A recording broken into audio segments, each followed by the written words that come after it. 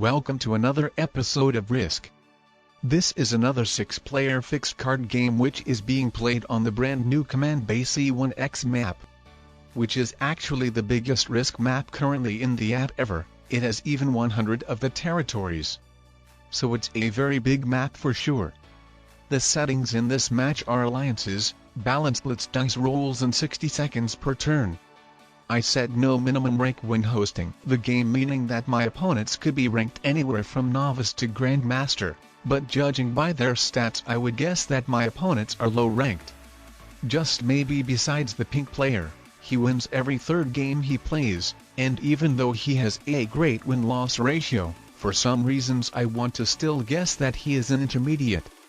Then I think the orange player is a novice. He wins only every 7th or 8th game he plays, and he only won 3 out of 20 games he played, but he could possibly be a beginner as well, as let's remember that high losing places are getting rewarded as well, but I think he is the most likely a novice. The strange thing is that he uses Risk flag instead of his own country flag, so hopefully he isn't an alternative account of someone else.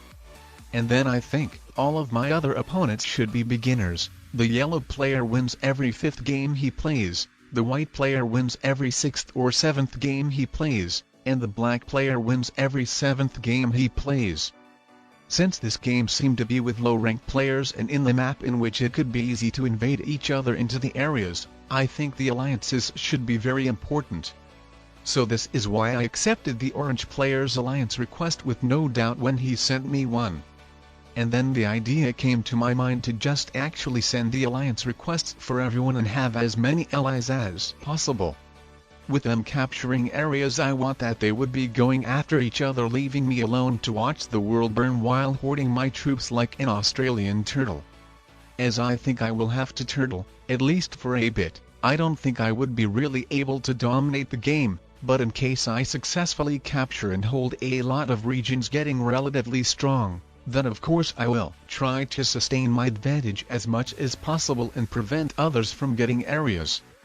But firstly I need to at least capture one area for myself, as that's possible that I could even be the first player to get eliminated from the game.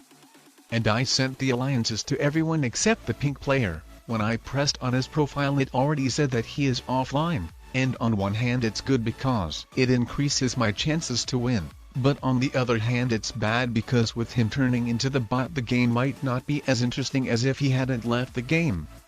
And then from those who I sent the alliances, only the yellow player has accepted it, the black and white players didn't respond to them, but if a low-ranked player doesn't accept your alliance request, then most likely he won't be friendly towards you, so I will have to be careful of these two players. And as you can see I've already got invaded by the black player. And in any case, not to disrespect him, but I would say that was a really noob move, especially when I showed the intentions to be friendly by sending the alliance request to him. What I mean is that he doesn't have any area himself yet, and just fighting me it would just make both of us to get eliminated from the game. While attacking me when being as weak, he is just giving the advantage to other players, putting us in the last places to survive. The white and yellow players already have areas captured by themselves, so obviously that puts them in the first places to win, and then after them the orange player who is about to capture an area for himself as well. And then finally the players who will have the lowest chances to win will be us, with the black player wanting to have a war with me with him not having any area at all and being as weak as me, while some players are already captured some areas for themselves. So I don't know. Let's just recapture my area trying to guard strongly against black. Hopefully he doesn't invade me for another time. The good thing is he is at 2 cards, so I know that he cannot trade in any set. And alright, my ally orange has captured an area for himself also, and that's very good. He might be able to help out to attack other players, or in any case his chances to stay in the game increases over the players who hasn't gotten any areas yet. And ideally I would like to end up in a 3-player situation with the players who are my allies, or the ones who are just friendly towards me, or with the players who would dislike each other but feel more or less neutral towards me. Anyway, as you saw, the black player disconnected and the bot took over him, So actually he is not a problem for me anymore. And actually I might like my position the best right now as long I am able to successfully hold my area. The thing is that the white, yellow and orange players are close to each other, while I'm the most far player from any other players who are not the bots. So it's more likely for a conflict to happen between some of those players rather than me with any of those players. The yellow player is in the middle between white and orange players, and because of that he is the person to get most likely attacked, but maybe just as of now, as with having two areas he should get to be the strongest, and he might be able to more or less properly guard all of his borders well. And while at first this map at the beginning of the game looked for me kind of very open, now with the players capturing areas it doesn't look as open anymore. I think a bunch of territories next to each other was confusing me. What I see is that mostly the areas have around 3 to 4 borders to guard each, so I would say it's neither too open nor too closed. There are no areas in this map which would only have 1 or 2 borders to guard where the players could successfully turtle knowing that they wouldn't get invaded, but at the same time besides the center area there are pretty much no areas which would have too many borders to guard which would make any player to get easily invaded by pretty much anyone who is not barely alive. So as of now playing on this map for the very first time it looks like it's neither too open nor too closed. The players are not guaranteed to hold their areas by just simply stacking all of their troops to 1 or 2 big armies on their borders, but at the same time there are not too many borders which would make the guarding total waste of troops having some enemies. So what I want to say is that the players in this map are able to invade each other without too much of a struggle, but in order to do so they would have to waste a good amount of troops. Well, maybe not as of now yet, since we do not have that many troops, but with us getting more and more troops I think it is going to look this way in case we will be looking to properly guard borders. Though the yellow player could have definitely been quite much more stronger and at the same time having more troops on his borders, if he hadn't wasted a lot of them.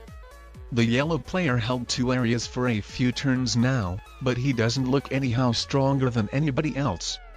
And then even though the white player was one of the first players to capture an area getting it in the second turn, he doesn't look to be quite more stronger either as I believe he wasted quite a bit of troops on the black player. Anyway, as you can see I'm finally capturing the second area for myself, and to be honest I could have definitely captured it quite earlier, but I didn't want to bring the players' attention towards myself, but maybe I wouldn't have. But yeah. The area has been captured and as long as nobody invades it, I should be able to hold it successfully.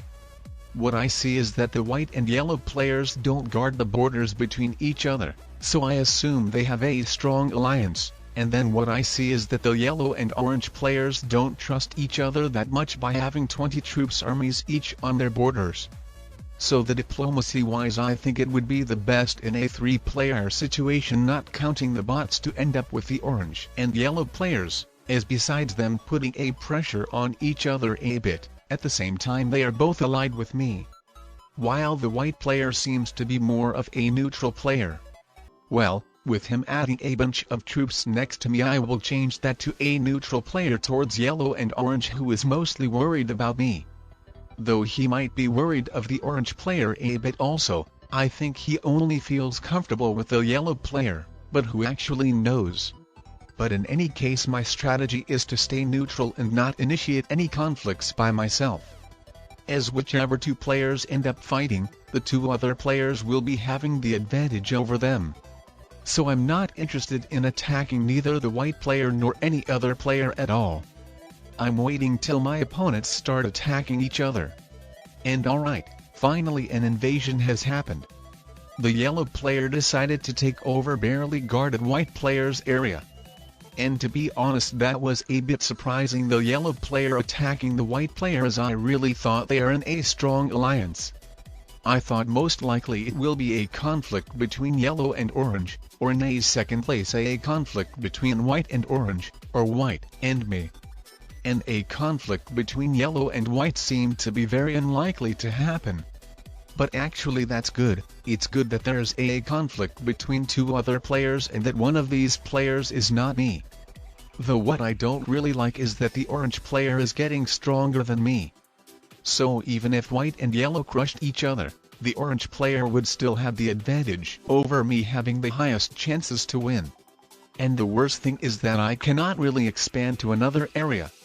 For the below me area the orange player is going for it himself, and at the same time I wouldn't really like to crush the yellow player's troops there.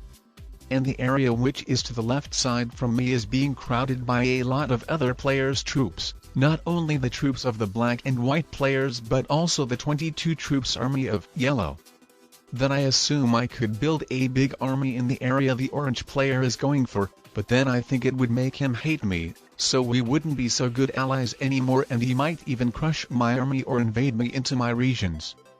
Then I could betray the orange player by invading him and starting the war, but the orange player is quite stronger than me, and then the yellow player seems to be stronger than white, so I assume at the end it would be the endgame between yellow and orange, or even if I win over orange, then I think the yellow player would still be stronger than me. Though I could potentially still attack orange and hope that it wouldn't be the war to the death till one of us gets eliminated from the game. As in case the yellow player starts getting stronger after dealing with the white player, then we might reunite again, but with the orange player being a low-ranked player, I assume it would be very unlikely. So I think I will rather not mess up and instead of that see if it would be possible to still win the game by staying neutral as much as possible. And alright, the white player has finally disconnected and the bot took over him, so that's actually very good, as that really saves me from attacking the orange player. With the yellow player holding these areas again, the balance of the game should be sustained for sure after the orange player capturing the third area. So now what I'm planning to do is to stay neutral and wait till there's a conflict between the orange and yellow players will start happening, waiting till either the orange player invades yellow, or the yellow player invades orange. Well, that's possible that I will be the one getting invaded first, but hopefully not, but in that case I would just see if I need to attack that player back or not, taking a look at the troops counter and seeing whether it's needed for the balance of the game or not. So that is just so bad that the yellow player failed taking the black player out, wasting a lot of troops basically for a no good reason. So it seems the orange player is getting really ahead and he could potentially decide to attack both of us at once, ruining our troop bonuses.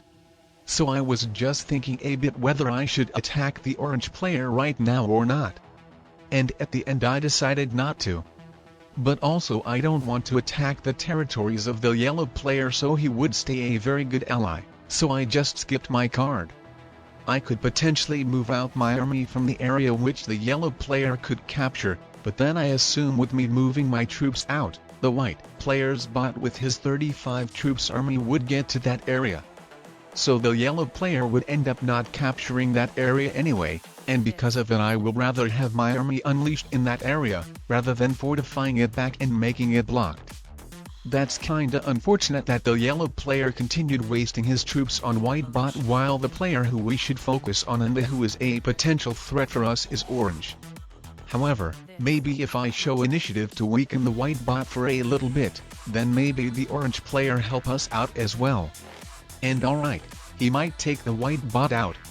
But wait not, rest in peace yellow, your armies are getting crushed. So now I think I should attack the orange player for sure. And since I will do that, it should really unite me and the yellow player against orange, making us to have a very good diplomacy by having a common enemy. Thank God that the orange player didn't invade me. But wait. Did the yellow player disconnected? No, he's not. He is still attacking. Well, now he is. It said that he is offline. So it's just me and orange with two of the bots left. And two real opponents in the game with the bots will always go after each other, so I have to attack the orange player. The bad thing is that one of my armies is blocked by the white bot's 25 troops army, and with just one of my armies I don't think I would be able to do as much as damage, so I decided to take the white player out and then trading in 2 sets at once used both of my armies to attack the orange player as much as possible, and especially taking his biggest army down to potentially get the attacker's advantage. But as you can see at the end, I really messed up. I ended up not invading one of the orange player's areas, and then by being slow I didn't end up capturing as many territories of the orange player as possible, as many as I could have. So what I see in overall is that the orange player has quite more troops than me, and with him invading my areas, I think unfortunately to me he should win this game, but I will still try my best. Unfortunately I only have a 4 troop set, but I still decided to trade it in to have better odds of invading the orange player on his areas, since both of my bigger armies were blocked from accessing them. But as you saw, I still didn't get to the last orange player's area, so this game is lost for me. So by seeing that I have no chances to win anymore, I decided to acknowledge my loss by saying good game and well played to the orange player, and then sending the general thumbs up animation to congratulate the orange player. And then I just decided to crush my troops into the yellow bot. This game was unranked, so I didn't really care which place I will take.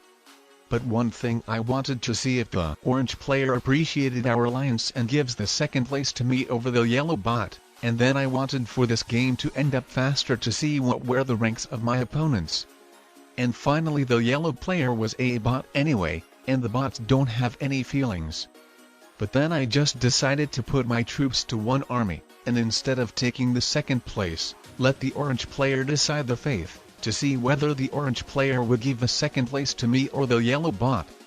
But the orange player was very slow, and I'm not sure whether he was so slow for sure or if he just wanted to play with his food, so I just decided to surrender, quitting this game.